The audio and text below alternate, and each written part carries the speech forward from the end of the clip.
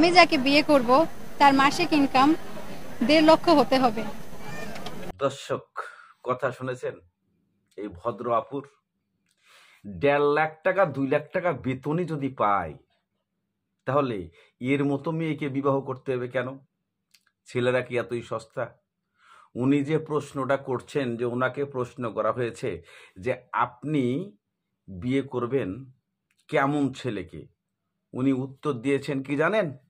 উনি উত্তর দিয়েছেন যে 1.5 থেকে 2 লক্ষ টাকা যে ছেলে চাকরি করে বেতন পায় তাকেই বিবাহ করবে।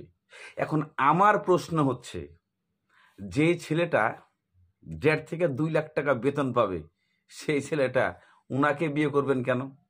উনার চাইতে কি বিশ্ব সুন্দরী আর নাই? উনার চাইতে কি আর ভালো নারী পৃথিবীতে নাই যে উনাকেই বিয়ে করতে হবে 1.5 থেকে 2 লক্ষ টাকা বেতনের চাকরিজীবী একজন ছেলেকে? আর বেকার ছেলে তো ওনাকে চলবেই না। 50,000 টাকা বেতনের চাকরি ছেলে তো চলবেই না, 1 লাখ টাকা বেতনের চলবেই না। আর 20 থেকে 25,000 টাকা এরা তো ধারে যেতে পারবে না। এমন কিছু অদ্ভুত বাংলাদেশের নারী আছে যারা নিজেকে অহংকারে বাঁচেন না।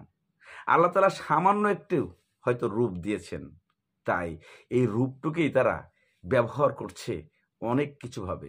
কিন্তু কেন আপু? আমি আপনাকে প্রশ্ন করতে চাই, আপনি যে কথাটা বলছেন যে 1.5 থেকে 2 লক্ষ টাকা, 1.5 থেকে 2 লক্ষ টাকা বেতন পাওয়া সেই ছেলেটা একদিনেই ওই পর্যন্ত যেতে পারে নাই, কখনোই সম্ভব না। তাকে বহুত পরিশ্রম করতে হয়েছে 10 বছর 15 বছর তারপরে।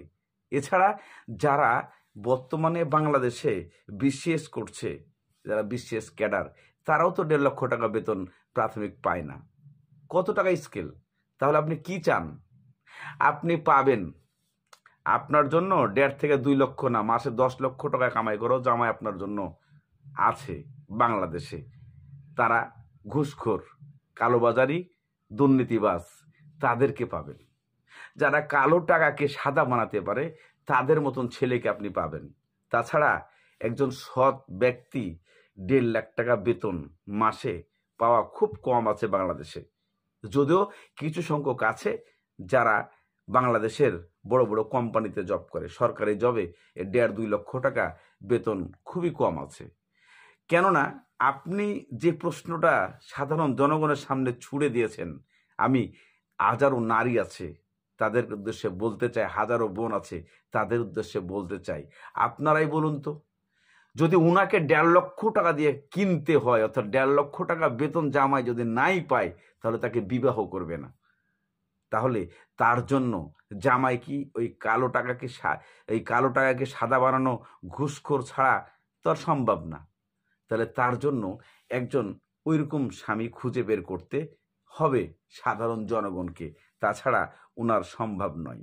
প্রশ্ন আমি এটা সাধারণ জনগণ, ছোট ভাই বোন, বড় ভাই বোন, চাচি ফুপু সবার কাছে এই প্রশ্নটা আমি রাখলাম, কারণ এর কথাটা হয়তো আপনাদের কাছে প্রশ্ন বোধক হয় নাই, কিন্তু আমার কাছে প্রশ্নবোধক হয়েছে যে বাংলাদেশে কোন চাকরিতে, সরকারি চাকরিতে 1.5 লক্ষ টাকা বেতন, এটা আমার জানতে খুব ইচ্ছে করছে ওনাদের কাছে, যে হুট করে একটা ছেলে উনাকে বিবাহ করতে গেলে 1.5 লক্ষ টাকা বেতন পেতে হবে।